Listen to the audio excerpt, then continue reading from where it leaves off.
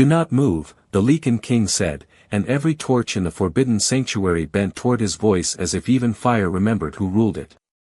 Hannah Miller froze beneath the open roof of moonlit stone, one knee pressed to the cold floor, her torn gray dress dusted with silver pollen, her pale hands wrapped around the smallest creature she had ever seen. The pup in her arms was no bigger than a house cat, but its fur shone like fresh snow under a full moon, each breath trembling against her chest in tiny, uneven pulls. Around her, ancient pillars rose from the earth like the bones of giants, carved with symbols no human in Blackwood territory was ever meant to read. This place was not a chapel. It was not a shrine. It was the forbidden sanctuary, the sealed heart of the Lycan kingdom, where only royal blood and sworn guardians were allowed to step. And Hannah, a human girl with no claws, no wolf, and no noble name, was kneeling at its center with the sacred silver pup curled against her heartbeat. 20 feet away, King Caleb Blackwood stood beneath the broken archway, his black cloak moving in the night wind like a living shadow. He was taller than the guards behind him, broader, stiller, the kind of stillness that made the air seem afraid to pass him. Moonlight caught in his silver eyes, turning them sharp and unreadable. He did not look at the shattered warning seal near the entrance. He did not look at the startled priestess gripping her moonstone staff. He looked only at Hannah, and she felt the weight of that stare travel through her like winter crossing an open field. "Put it down," he ordered. His voice was low, controlled, and far more dangerous because of it. Hannah's arms tightened before she could stop herself. The pup made a soft sound, barely more than a breath, and tucked its head beneath her chin. She knew what this looked like. A human trespasser. A sacred creature missing from the royal nursery. A girl found in the one place she had been warned never to enter. But the truth was smaller, simpler, and somehow worse. She had heard crying in the trees. She had followed it because no one else had. "I can't," she whispered. The guards shifted behind. "The king." Steel whispered against leather, not drawn, only ready, but the sound still made Hannah's pulse stumble. She looked past Caleb and saw the faces gathered in the archway, all Lycan, all pale with shock and anger, all certain she had come here to steal something holy. Margaret Hale, the sanctuary priestess, lifted her chin with cold triumph. "Your Majesty, she has touched the silver pup. A human has defiled the moon's chosen." The word struck Hannah harder than any shout could have. Defiled. As if comfort could be a crime. As if warmth in a dying body could be an insult. The pup shivered again, and Hannah lowered her cheek to its silver head, shielding it from the cold draft spilling through the stones. "Please," she said, not to the priestess, not to the guards, but to the king. It was scared. Caleb's expression did not change, yet something in the sanctuary did. The blue flames along the walls flickered gold for one brief second. A murmur passed through the guards. Hannah did not notice. She was watching the king's face, watching his nostrils flare almost imperceptibly as he caught her scent beneath the moonroot, rainwater, and fear. His eyes narrowed, not with anger now, but recognition of something he did not want to believe. Slowly, Caleb stepped closer. The pup lifted its head from Hannah's arms and opened its eyes. They were silver, just like his. The entire sanctuary went silent. Then the Lycan King said, so quietly only Hannah and the moon could hear it, "How did you get past a barrier that rejects every unchosen soul?" Hours before Caleb Blackwood found her beneath the sanctuary moon, Hannah Miller had been standing outside the healer's cottage with a basket of clean bandages in her arms and mud on the hem of her gray dress. The afternoon sky over Blackwood territory had been the color of old pewter, heavy with coming rain, and the streets of the lower village smelled of pine smoke, wet stone, and the sharp herbal bite of crushed moonroot. She had learned to move quietly through that village. Humans were allowed to work there, but never to belong. They could sweep the halls, wash linens, mend cloaks, carry water, and keep their eyes low when Lycans passed. They could not enter the great hall unless summoned. They could not stand beneath the moon altar. And they certainly could not speak first to anyone with royal blood. Hannah knew every rule because every rule had been used against her at least once. Soft blood, a young Lycan woman muttered as Hannah stepped aside near the well. The word drew a few amused looks from others gathered beneath the awning. Hannah kept walking. She had been called worse in quieter corners. Soft blood meant human. It meant breakable. It meant no wolf stirred under her skin, no sacred instinct guided her steps, no moon-given strength made her worthy of trust. To them, she was useful only because her hands were steady and her heart was too stubborn to become bitter. Old Mrs. Avery from the laundry claimed Hannah could calm a frightened horse with one touch. The village children knew she kept honey drops in her apron pocket for sore throats. Even the guards who mocked her would sometimes leave torn sleeves and bruised pride outside the cottage door, knowing she would patch fabric and dignity without asking names. That was Hannah's quiet curse. She noticed pain, and once she noticed it, she could not pretend she had not. Inside the healer's cottage, shelves of dried herbs climbed the walls, bundled in neat rows of sage, feverfew, lavender, and silverleaf. The head healer, Nora Pike, trusted Hannah more than she admitted aloud, but even Nora lowered her voice when Lycan officials came near. "You must be careful tonight," Nora said, grinding bark into powder with slow, firm circles. "The silver moon vigil begins after sunset. Every border will be watched." Hannah placed the folded bandages beside the basin. "I am not going near the borders." Nora looked at her then, eyes tired and knowing. That is what good girls say before someone asks them to be brave. Hannah almost smiled, but a shout cut through the cottage wall. Outside, people were gathering near the steps. A little boy named Eli Turner was being carried through the rain by his older sister, his small face flushed, his breathing uneven, his fingers clutching at nothing. Hannah set the basket down before anyone told her to move. She knew that fever. She had seen it once before, after a child wandered too close to the moonlit marshes. It needed moonroot before dawn, fresh moonroot, not dried, not powdered, not the weak substitute locked in the royal storehouse. Nora's face went pale. "We do not have enough." The boy's sister began to cry. Lycans around them argued about permissions, keys, ranks, and rituals, their voices rising while the child shivered. Hannah looked through the rain toward the dark line of the northern woods, where moonroot grew wild near the old stones. Forbidden ground waited beyond those trees. She heard every warning she had ever been given. Then she heard Eli whisper for his mother, and the choice inside her became painfully clear. The rain began just as Hannah stepped away from the healer's cottage, turning the village road slick and dark beneath her worn boots. Behind her, voices still tangled in fear and argument, all of them too loud, too careful, too late. Nora Pike had tried to stop her with one hand on her sleeve and worry written across every line of her face, but Hannah had only shaken her head. "Keep him warm," she had said, looking once toward the little boy trembling beneath a wool blanket. "I will be back before midnight." It was a promise she had no right to make, but leaving Eli to suffer while grown Lycans debated permission felt worse than breaking any law. She took the back path behind the smokehouse, where the fence sagged near a patch of blackberry thorns, and slipped through the gap she had used as a child when she still believed the woods were kinder than people. The northern forest rose ahead in layers of black pine and silver birch, its branches whispering under the rain. Every step carried her farther from the lanterns of the lower village and closer to the old boundary stones, where human footprints were forbidden after sunset. Hannah knew the stories. Children in Blackwood territory learned them before they learned their letters. Stay away from the white trees. Never answer a voice calling from beyond the ridge. Never touch flowers that glow blue under moonlight.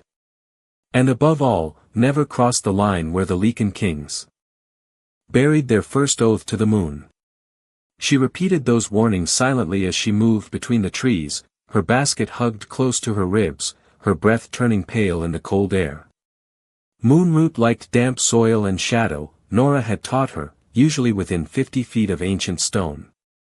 Its leaves were narrow, blue at the edges, and its roots shone faintly when pulled from the ground. Hannah searched beneath fallen logs, around moss-covered rocks, beside the creek that cut through the pines like a ribbon of black glass. Twice she found only silverleaf. Once she knelt in mud and uncovered a nest of pale mushrooms that made her hands tingle through her gloves. Time slipped away in the rain.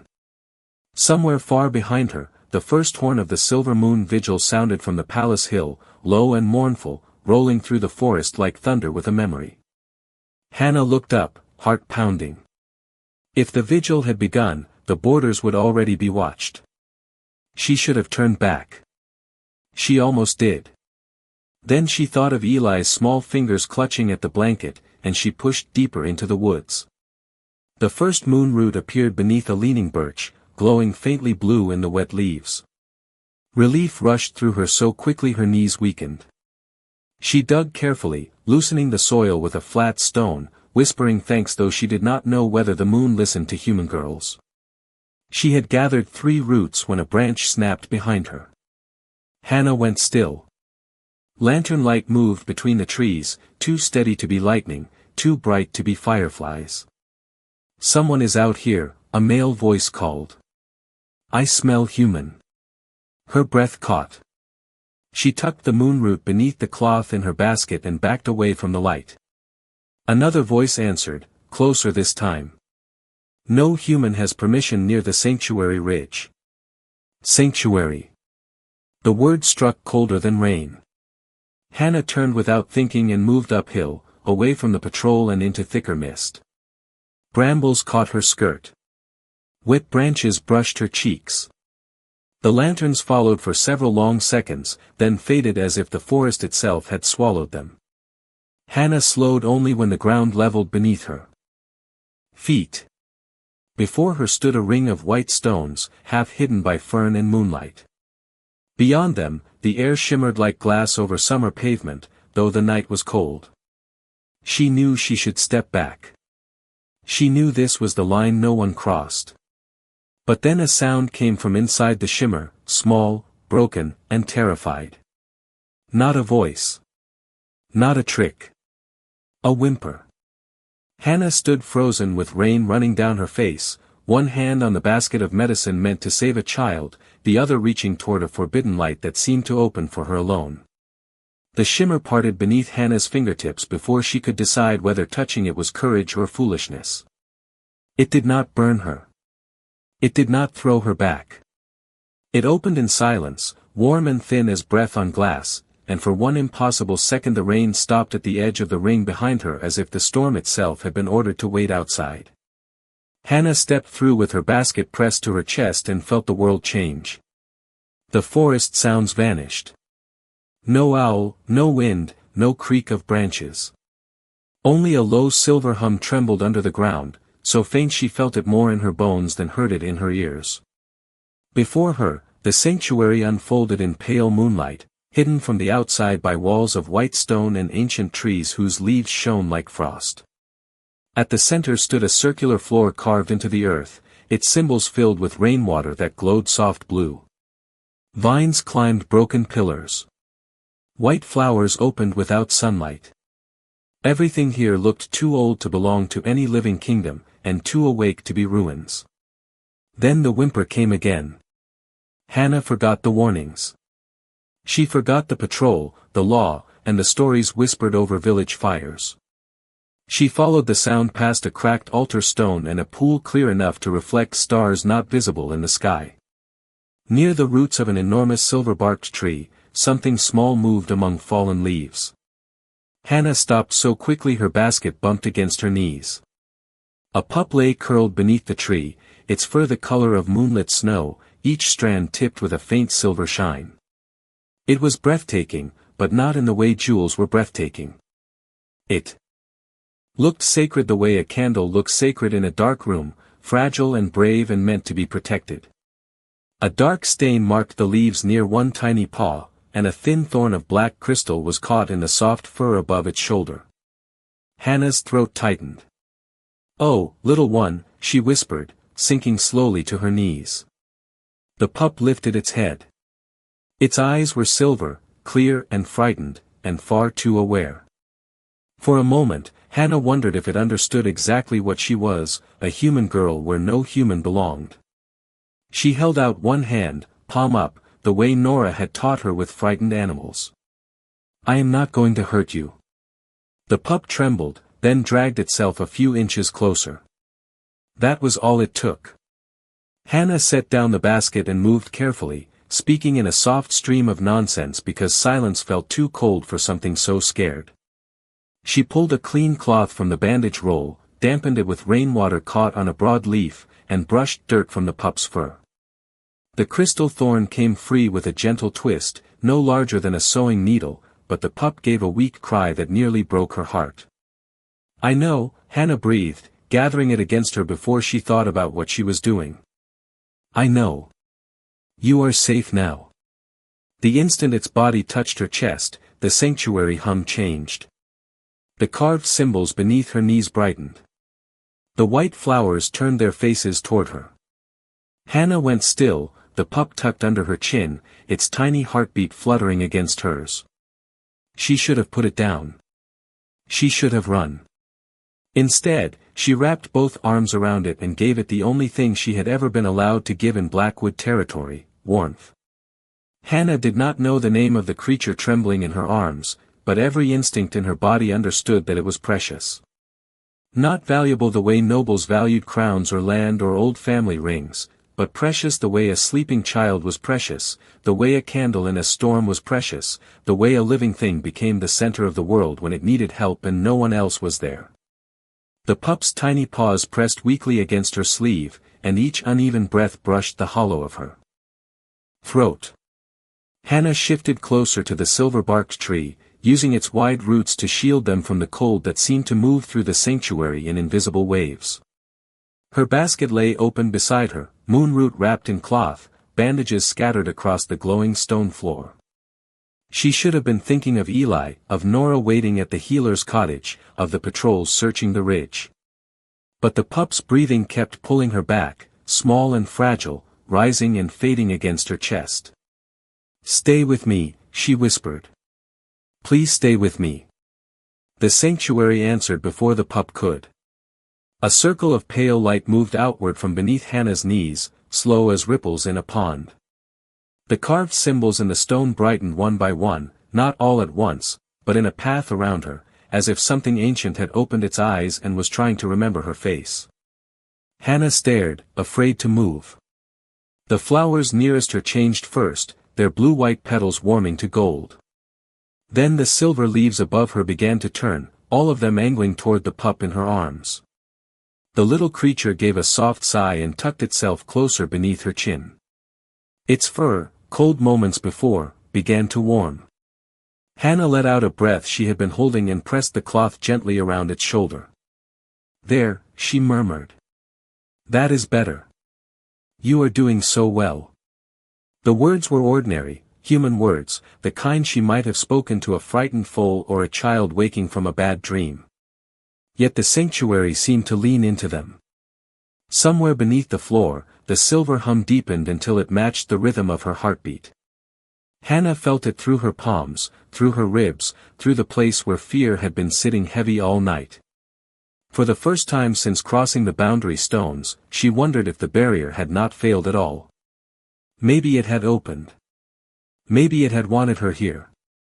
The thought was so impossible she almost laughed, but the sound broke into a shaky breath when the pup lifted its head and looked straight at her. Its silver eyes reflected her face, rain-damp hair, pale skin, mud on her cheek, a human girl kneeling where kings had sworn oaths. Then, with surprising effort, the pup nudged its nose against the inside of her wrist. A small crescent of light appeared there, not painful, not hot, just silver and soft beneath her skin. Hannah froze. "What did you do?" she whispered. The pup answered with a tiny sound that felt almost like trust. Before she could understand it, a horn sounded beyond the sanctuary wall. Then another.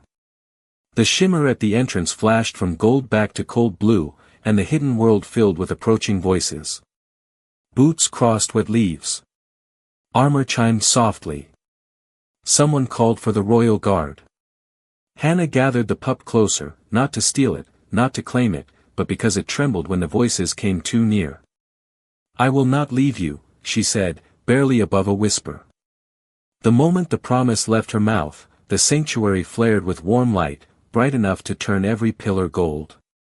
Outside the ring of stones, the patrol went silent. Then a woman's sharp voice cut through the stillness. "Open the gate. Someone is inside." The gate did not open like a door.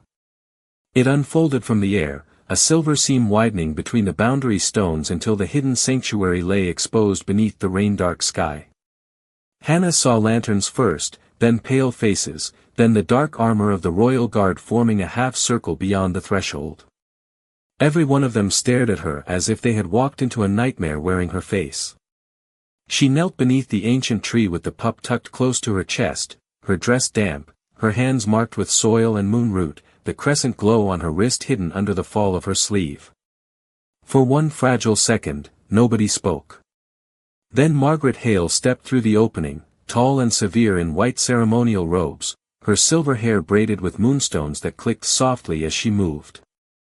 Her eyes went straight to the bundle in Hannah's arms, and all the color drained from her expression. "The sacred pup," she breathed. Behind her, Marcus Reed, commander of the sanctuary guard, stiffened. He was broad-shouldered, fair-haired, and built with the discipline of someone who trusted rules more than mercy. His gaze dropped to Hannah's basket, the scattered bandages, the glowing stones, and the small creature pressed against her heart. Suspicion hardened his face. "Human," he said, the word flat and cold. "Tell us how you entered." Hannah's mouth felt dry. The pup shifted weakly, and she held it more carefully, trying not to seem defiant, trying only to keep it warm. "I heard it crying." Margaret's head snapped toward her. "You heard nothing meant for your ears. It was hurt. You touched what your kind is forbidden to see." The priestess lifted her staff, not as a weapon, but as a sign of office, and every guard straightened behind her. Hannah felt the old familiar smallness pressing in, the same feeling she had carried in the village when people stepped around her as if kindness made her less than them. But the pup trembled, and fear became something steadier in her chest. "It needed help," she said. Marcus took one step closer. "Put it on the ground and move away." The pup made a thin, frightened sound. Hannah looked at the glowing floor, then at the cold faces before her. If she obeyed too quickly, would they see the pup as a sacred object instead of a living creature? If she refused, would they decide she was guilty before she ever explained? "Please," she said, her voice shaking but clear. "It is still weak. Let me carry it to the healer." A murmur moved through the guards, sharp with disbelief. Margaret's lips tightened. "She speaks as if the royal line requires human hands." Then the air changed. It was not louder. It was not brighter. It simply became heavier, as if the sanctuary had taken one deep breath and held it. The guards parted without being ordered. Marcus lowered his eyes. Margaret went very still. Through the opened gate, King Caleb Blackwood entered alone. Rain darkened the shoulders of his black cloak, but not a single drop crossed the sanctuary line after him. He brought the scent of pine, storm air, and something ancient enough to make Hannah's pulse stumble. His silver eyes found the pup first. A flicker crossed his face, too fast to name, but human enough to ache. Then his gaze lifted to Hannah. He saw her arms around the sacred creature. He saw the moonroot basket at her side. He saw fear, mud, rain, and a human girl kneeling at the center of a law older than her life. "Put it down," Caleb said.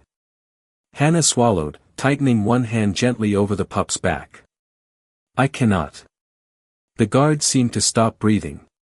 Caleb stepped closer, his voice low and controlled. "You are standing in the heart of my kingdom with what was entrusted to my bloodline. Give me one reason I should believe you came here to save it." The pup lifted its head before Hannah could answer. Its silver eyes opened, locked on Caleb, then turned back to Hannah with a soft sound that was almost a plea. And for the first time since he entered, the Lycan King looked uncertain. Caleb had faced rival kings, collapsing treaties, winter famines, and nights when the old magic under Blackwood Palace groaned like something alive beneath the floor, but nothing had ever made him pause the way that small sound did.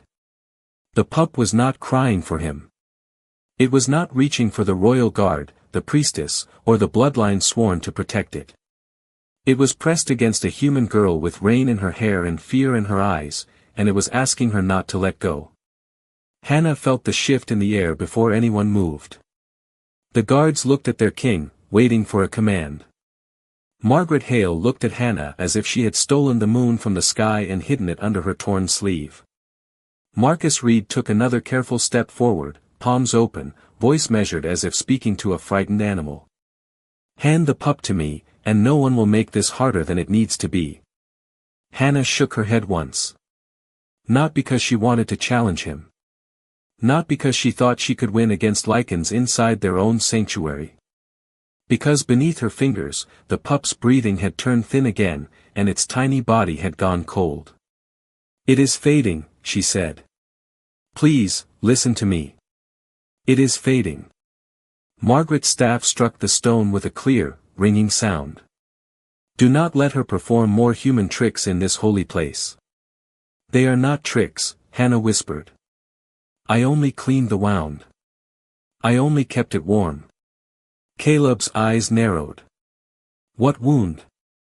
The question cut through the sanctuary with quiet force.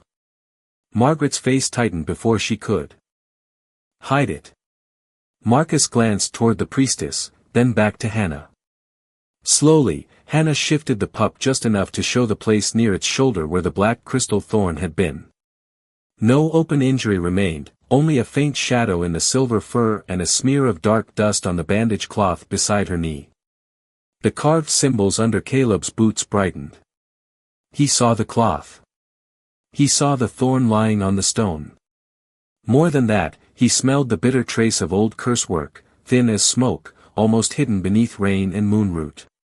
His expression changed, not softening, but sharpening with a different kind of danger, the kind that searched for truth instead of blame. "Where did that come from?" he asked. Hannah looked down. "It was in the pup's fur when I found it." "Impossible," Margaret said too quickly. The sacred pup was sealed within royal protection. Caleb did not look away from Hannah. "And yet a human crossed the barrier and found what we did not." The words made the guards shift uneasily. Hannah should have felt safer, but the pup suddenly stirred against her chest, its paws pressing weakly into her sleeve. A thin beam of silver light slipped from beneath the cloth at her wrist. She tried to cover it, but Caleb saw. So did Margaret. The priestess inhaled sharply. "Mark of trespass," she said. "She has been branded by the sanctuary for punishment." "No," Caleb said, and the single word stopped her cold. He stepped closer until Hannah could see the rain caught in his dark lashes and the strain hidden beneath his stillness. "Show me your wrist." Hannah hesitated. Every lesson she had ever learned told her not to refuse a king. Every instinct the night had awakened told her this mark did not belong to fear.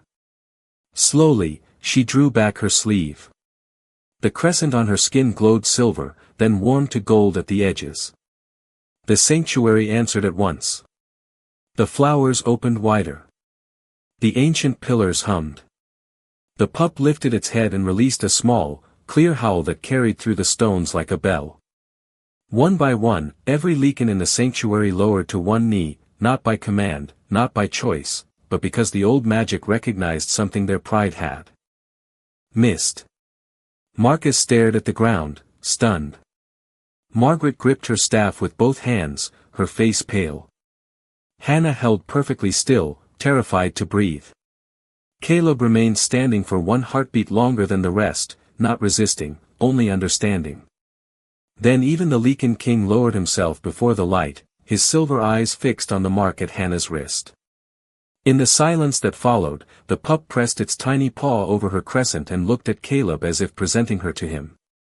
For several long seconds, no one in the sanctuary dared to move. The old magic held them there, bowed beneath the silver light, while Hannah Miller sat frozen with the sacred pup in her arms and a crescent glowing on her wrist like a secret the moon had written in skin. She did not feel powerful. She felt cold, frightened, and painfully aware of every Lycanite turned toward her. Caleb Blackwood rose first, slowly, with the controlled grace of a king trying not to startle a truth he had waited his whole life to find. His gaze moved from the mark on Hannah's wrist to the pup's tiny paw resting over it, and something guarded broke behind his silver eyes. "Where is the prophecy record?" he asked. His voice was quiet, but the sanctuary carried it to every stone. Margaret Hale straightened too quickly. "Your Majesty, this is not the time for old riddles." Caleb turned his head. That was all. No raised voice. No threat. Just the weight of his attention, and the priestess fell silent as if the air had left her. Marcus Reed looked from his king to the trembling woman in white robes, confusion drawing his brows together.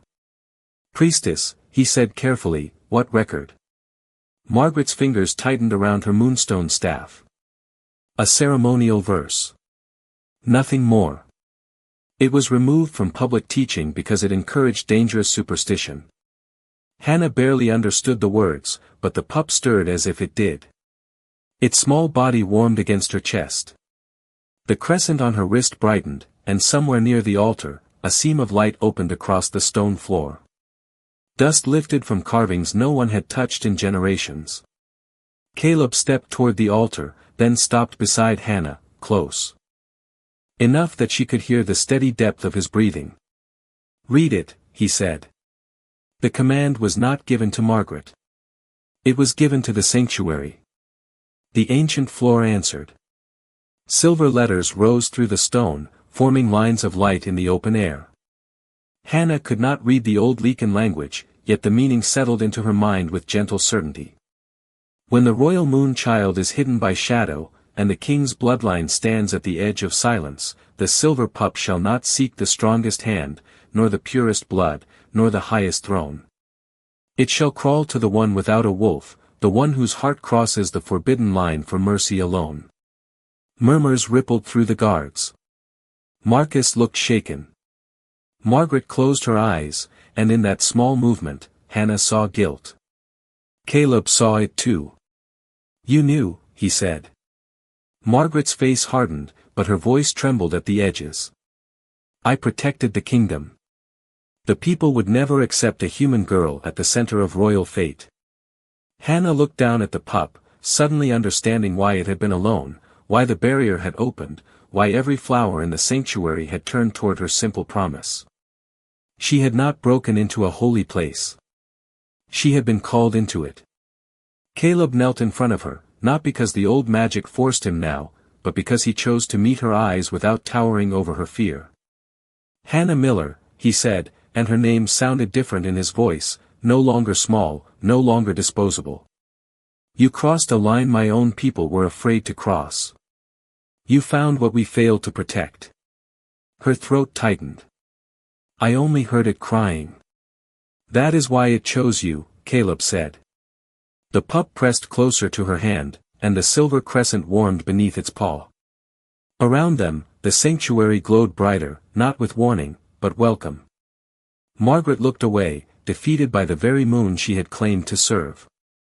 And Hannah, the human girl everyone had called soft blood, realized the forbidden place had not opened because she was worthy by their rules. It had opened because she was kind when no one was watching. The sanctuary did not return to silence all at once. Its light softened slowly, like dawn moving across snow, until the golden glow settled around Hannah, Caleb, and the silver pup in a circle no one else dared to enter. Hannah still held the pup close, but it no longer felt as fragile as before. Its breathing had steadied. Warmth pulsed beneath its silver fur, and every few seconds it pressed its tiny paw against the crescent on her wrist, as if reminding the ancient magic that its choice had been made. Caleb looked over his shoulder at Marcus Reed. "Send riders to the lower village. There is a child with marsh fever waiting for Moon Root at Nora Pike's cottage. Take what is in Miss Miller's basket and make certain it reaches him within the hour." Hannah blinked at him, startled. "You knew." Caleb's eyes returned to hers. I smelled the moon root before I saw the pup. You did not come here seeking power. You came because someone needed saving. The words moved through her with a quiet ache. For most of her life, people had named her by what she lacked. No claws. No wolf. No rank. No blood worth honoring. But Caleb Blackwood looked at the mud on her dress, the torn cloth in her basket, the frightened tenderness in her hands, and saw a reason instead of a crime. Marcus bowed and moved at once, taking 2 guards with him. Margaret Hale remained near the altar, her face pale beneath the moonstones in her hair. Your Majesty, she said carefully, the court will question this. The old families will not kneel easily to a human. Caleb stood, and the temperature in the sanctuary seemed to drop around his calm. Then they will learn what the sanctuary remembered before they did. He unclasped the black cloak from his shoulders and stepped toward Hannah. She stiffened out of habit, but he moved slowly, giving her every chance to pull away. He draped the cloak around her shoulders, not as a claim, not as a command, but as shelter from the rain and the eyes that had judged her too quickly.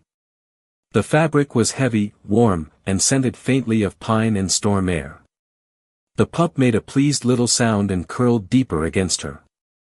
Hannah looked up at Caleb, confused by the sudden sting of tears.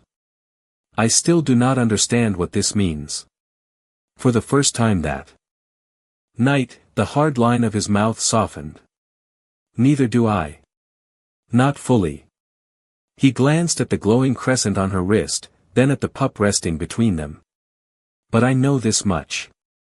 The sanctuary did not open by mistake. The pup did not choose by accident. And I will not allow fear to turn mercy into shame. Outside the opened gate, more Lycans had gathered among the trees, drawn by the horns, the light, and the impossible rumor already traveling through the rain. They saw their king standing before a human girl wrapped in his cloak. They saw the sacred silver pup alive in her arms. They saw the ancient stones shining beneath her knees. One by one, the whispers faded. Hannah expected Caleb to take the pup from her then, to place the sacred creature back where royal hands believed it belonged. Instead, he offered his hand to her. Not to pull. Not to possess. Simply to help her stand. Hannah hesitated only a moment before placing her marked hand in his. The crescent on her wrist flashed silver. A matching line of light appeared across Caleb's palm, bright and undeniable. The gathered Lycans gasped. The pup lifted its head and gave one clear, joyful howl that rang through the sanctuary and out into the forest beyond. Caleb's fingers closed gently around Hannah's, steady and warm. The sanctuary did not just let you in, Hannah, he said quietly, while the moonlight bound their shadows together on the ancient stone. It brought you to me.